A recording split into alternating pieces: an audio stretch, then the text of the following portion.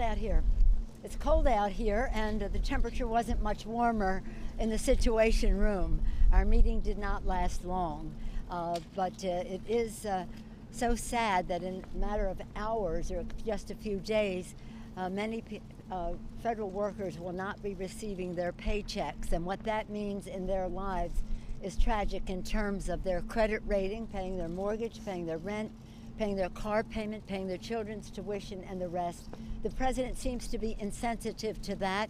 He thinks maybe they could just ask their father for more money, but they can't.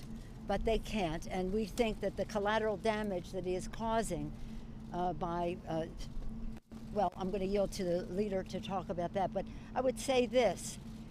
If you don't understand financial insecurity, then you would have a policy that takes pride in saying, I'm going to keep government shut down for months or years, unless you totally agree to my position. I yield to the leader. Yeah, well, unfortunately, the president just got up and walked out. He asked Speaker Pelosi, will you agree to my wall? She said no. And he just got up and said, then we have nothing to discuss, and he just walked out. Again, we saw a temper tantrum because he couldn't get his way, and he just walked out of the meeting. I asked him to open up the government, that tomorrow so many people will have trouble paying their mortgages, paying their bills, dealing with situations when they don't get paid. And I said, just why won't you do that? We'll continue to discuss. We're willing to discuss anything. And he said, if I open up the government, you won't do what I want. That's cruel. That's callous. And that's using millions of innocent people as sort of pawns. And it was wrong. And then a few minutes later, he sort of slammed the table. And when Leader Pelosi said she didn't agree with the wall, he just walked out and said, we have nothing to discuss. So he said it was a waste of his time. That is sad and unfortunate. We want to come to an agreement. We believe in border security. We have different views. We've already offered the president our proposals, which has sat on his desk for several weeks. But this was really, really unfortunate, and in my judgment, somewhat unbecoming of a presidency. So what is the breaking point, Madam Speaker? National emergency? Did he say anything about the He didn't talk about that, but what I will say is that one of the obstacles that we have to an agreement is a stipulation of fact. What the president is claiming to be the situation at the border is not solved by a wall. And we all have been for border security. We take our oath to protect and defend the American people very seriously, and we had suggestions about how we can do it better than a wall in recognition of what the challenges there from a immigration and a drugs, et cetera, coming into our country. And so that's what's sad. And so I said to him, Mr. President, the evidence of what's happening there does not support the crisis that you describe, and therefore the solution you suggest, because we have a better idea of how to keep our country safe, and it isn't a wall. Madam Speaker, what is the breaking point? Madam Speaker, what is the breaking point for you? Before you ask more questions, I want to make a point. This is not a partisan difference. This is a policy difference. And I suggested in the White House, in the Situation Room, in the last meeting, that every time we have a policy difference, shutting down the government is the wrong thing to do. It is taking hostages to accomplish your objective and hurting people in the process. Now, I've got a list here of 6 senators and the chairman of the Homeland Security Committee in the House of Representatives. I'm only going to read you one. Michael McCall from the state of Texas. You have to understand, too, that a 30-foot concrete wall is a very expensive proposition. And there are a lot of other things we can be doing technology-wise to make it a smart border that's more effective and cost-efficient. That's Michael McCall, Republican chairman of the Homeland Security Committee in the House of Representatives. This is not a partisan difference. This is a policy difference.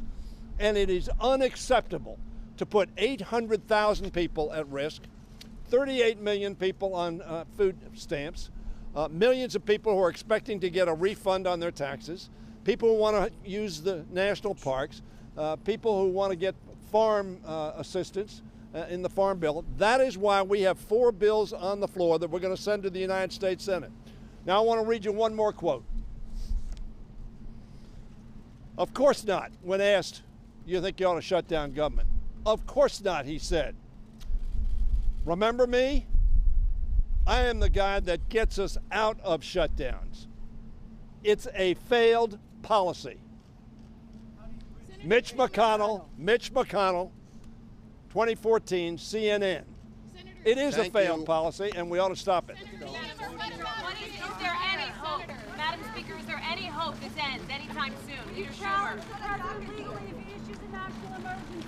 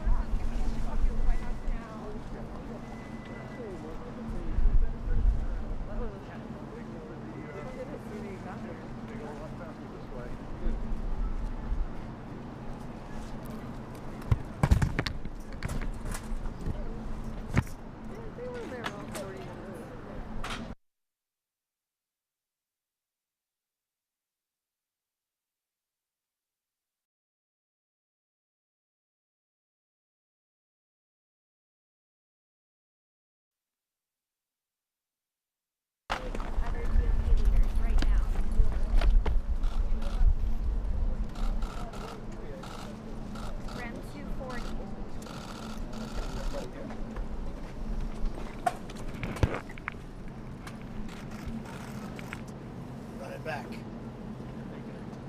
What came to the meeting? Vice President Pence. Vice President Pence. Everyone's still taking in Thank you for waiting, Vice President. We'll wait a minute for waiting. Thank you for waiting.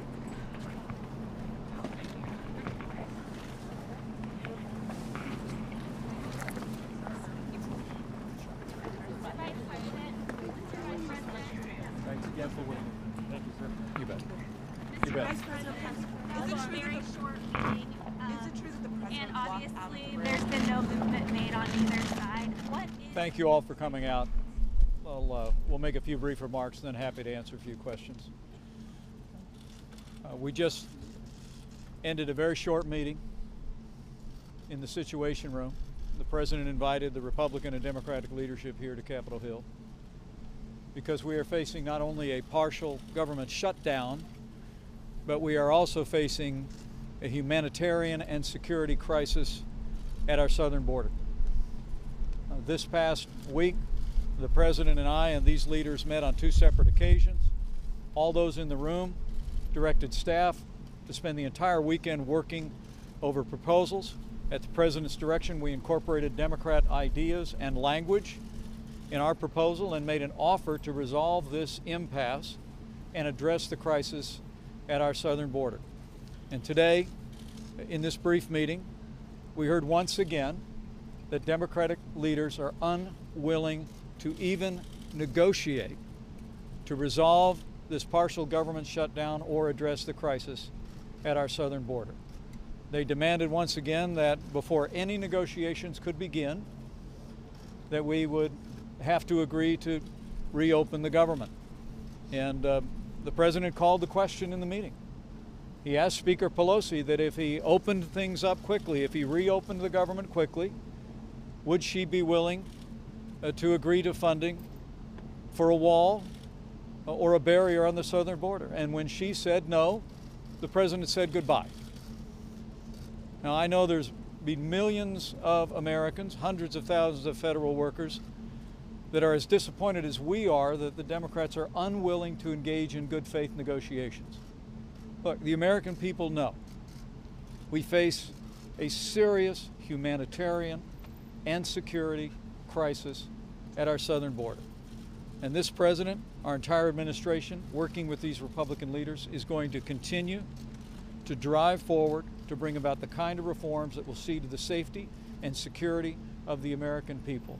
But what the president made clear today is he is going to stand firm to achieve his priorities, to build a wall, a steel barrier on the southern border, add additional personnel, additional resources, additional reforms to stem the crisis that we face on our southern border. And we're very grateful for these Republican leaders here and others that were gathered with us for their support. I want to clarify a few things. As I just listened to Senator Schumer, I know he complained the time that you had cameras in the meeting. I think we need to bring them back, because what he described the meeting to be was totally different than what took place. When we entered the room, the president, again, calling all the leaders together to solve this problem. He even brought a little candy for everybody. He started off talking a little bit about wanting to get this solved. He even spoke last night saying in 45 minutes, he says, but I think we could do it in 10. I want to turn the floor over, the president said, to Speaker Pelosi and Schumer. Tell us what offer you have, because we all had in our hands from the weekend's work of the vice president, and every office had staff there, about where we were. The different offers, the increases of the work that you've done to secure this border. So we turned to Speaker Pelosi. She again to argue whether we even have a crisis or whether facts are true. Turned to Schumer again, who said we just have to open the government up. The president would go back and forth in a negotiation in a very respectful way. I saw Schumer continue to raise his voice. The president then turned to the speaker and politely asked her, okay, Nancy, if we open the government up in 30 days, could we have border security? She raised her hand and said, no, not at all. The president calmly said, I guess you're still not wanting to deal with the problem. The president wants to solve this problem. That's why he continues to bring us down. That's why he's put offers on the table. Not once have the Democrats offered anything back. The entire time I've been in these meetings, they want to just argue so people can't present a fact. They want to argue and debate whether what comes across this southern border. People are hurting. And as I've said before, I will work with anyone that wants to move America forward and wants to secure our border. This is the goal that everybody in that room, every Democrat said in that room, they're for border security. But you ask me, what American believes border security does not have some form of a barrier? It's only the Democrats sitting in that room, have I ever found. And the way they have displayed and their behavior is embarrassing to me. And the way to come out to this floor and talk about a meeting in a manner that did not take place in there is disturbing to me. I want to solve this problem. People are hurting, so I tell the Democrats, get back into the room. Let's not leave. Let's solve this problem. Just as the president said, it doesn't even take 45 minutes. We're here and we want to work. Well, Leader McCarthy, I think, described it very accurately. We all came to this meeting. I heard the president say last night that this could be solved in 45 minutes. And I had hoped coming to this meeting today that that's what was going to happen, that we were going to sit down and the Democrats were going to negotiate in good faith and we were going to come up with a resolution. And they obviously had not moved an inch and haven't moved an inch. I mean, they've accused the president of not being willing to negotiate, but the president's been more than willing to negotiate. He's had the vice president here the last 2 weekends, meeting with members of staff, trying to move the ball down the field and get us on a path where we can get a solution. And the answer today to the president's question, and that is exactly how it was phrased, and that is that Speaker Pelosi, if I were to open up the government today, 30 days from now, would you support any funding for border security, for a wall? And she said no.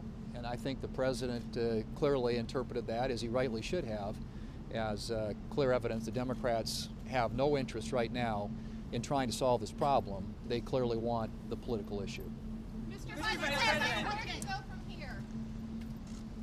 Well, first of all, I thought the president was very calm in trying to continue to put different options on the table to solve this serious crisis at our border.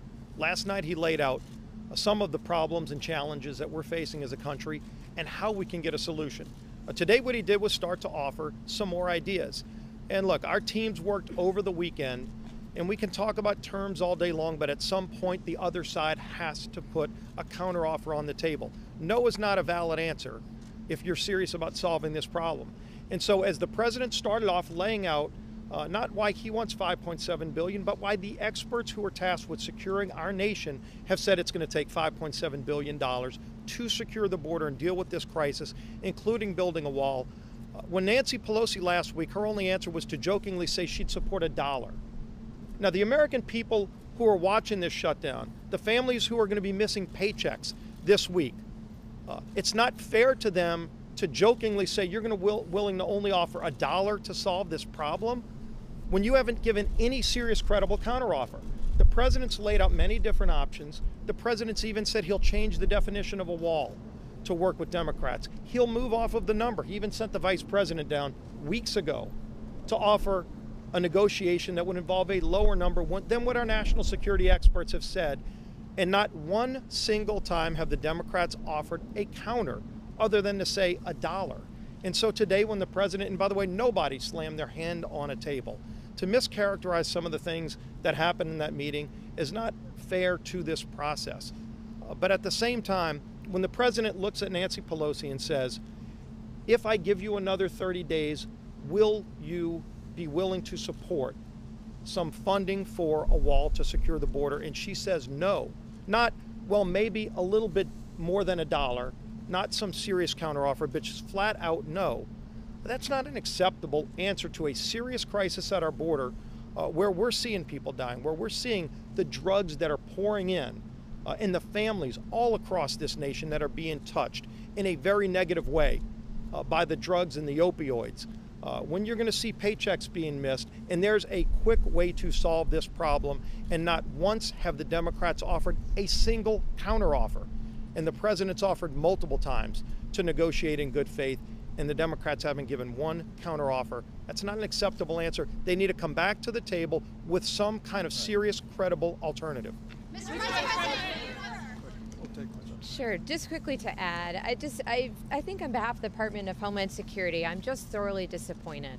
This is a crisis. It is a humanitarian crisis. It is a security crisis. And the reality is that walls work. Everywhere we have put up a wall, illegal immigration has been reduced 90 to 95%. Do you want to stop the smuggling between ports of entry? You need a wall. Do you want to stop the human misery that's pulled between the walls? You need a wall. We have addressed the ports of entry. The Vice President worked all weekend personally with congressional staff.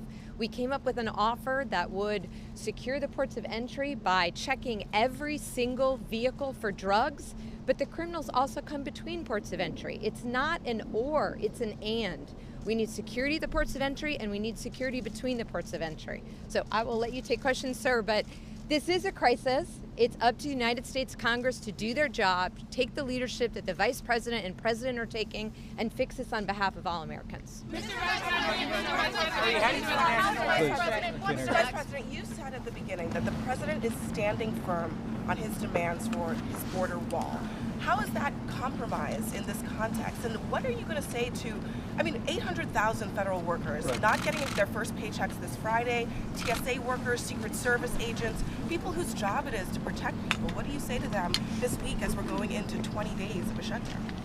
Well, I'd say to every American that this president and this administration takes very seriously our solemn obligation to do what's necessary to protect the American people and uphold our laws.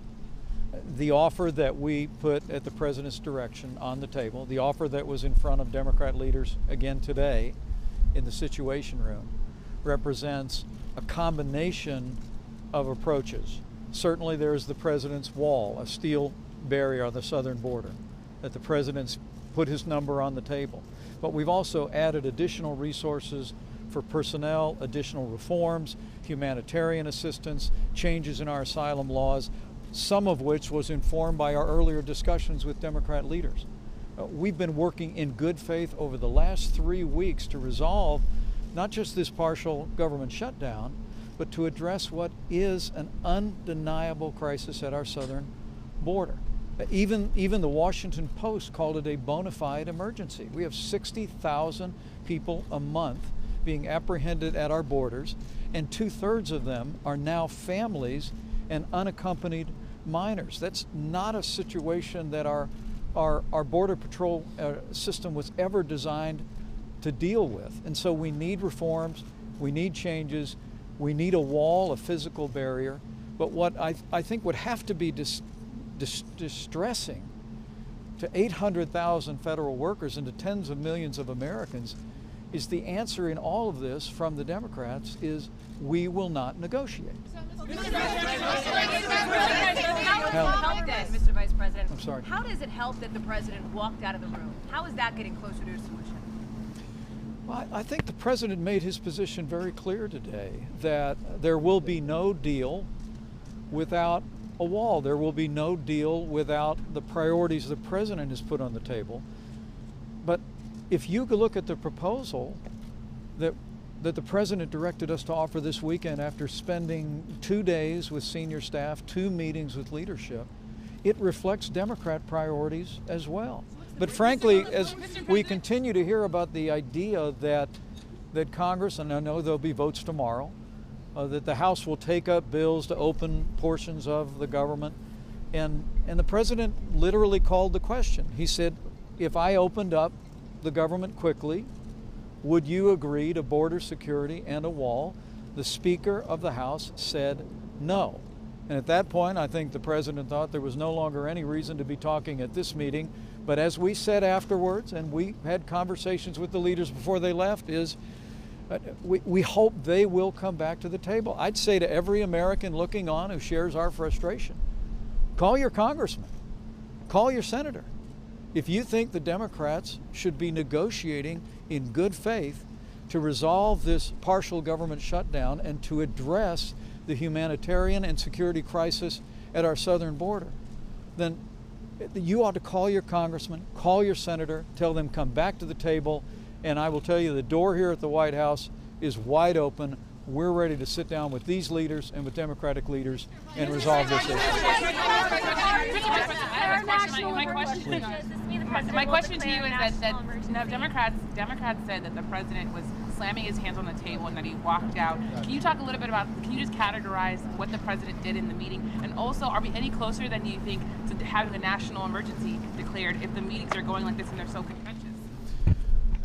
Well, the president walked into the room and passed out candy. It was true. Never raised his voice. I don't recall him ever raising his voice or slamming his hand. But this is a president who feels very strongly about his commitment to see to the security of the American people. He brought the whole issue of illegal immigration to the center of the national debate when he sought this office.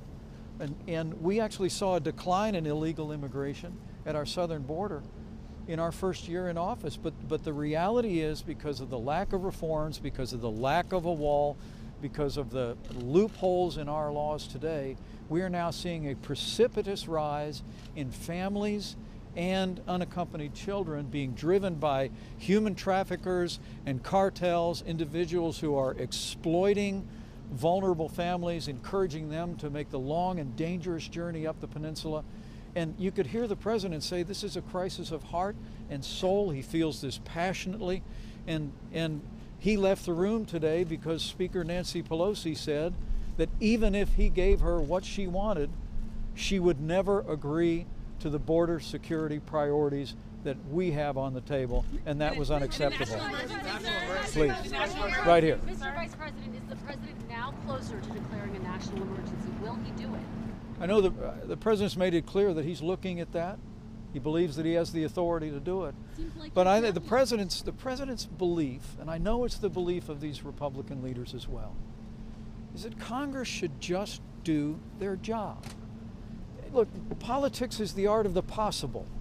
I served in the Congress for 12 years. I remember times when there were strong feelings on emotions, but eventually leaders came together, sat down with presidents, oftentimes in opposite political parties. They heard each other's priorities, they negotiated agreement, and they moved forward. That's what the American people expect us to do today.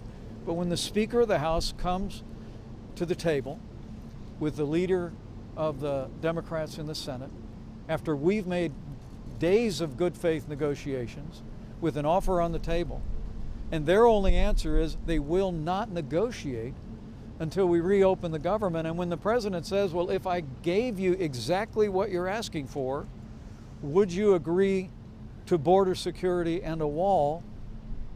And they say no. I think the American people deserve better. I think these leaders know the American people deserve better. And I can promise the American people, this president, Republicans in the House and the Senate are going to continue to stand firm until we get the resources and the reforms necessary to end the humanitarian crisis on our southern border, to end the security crisis on our southern border. Then and only then will we end this partial government shutdown.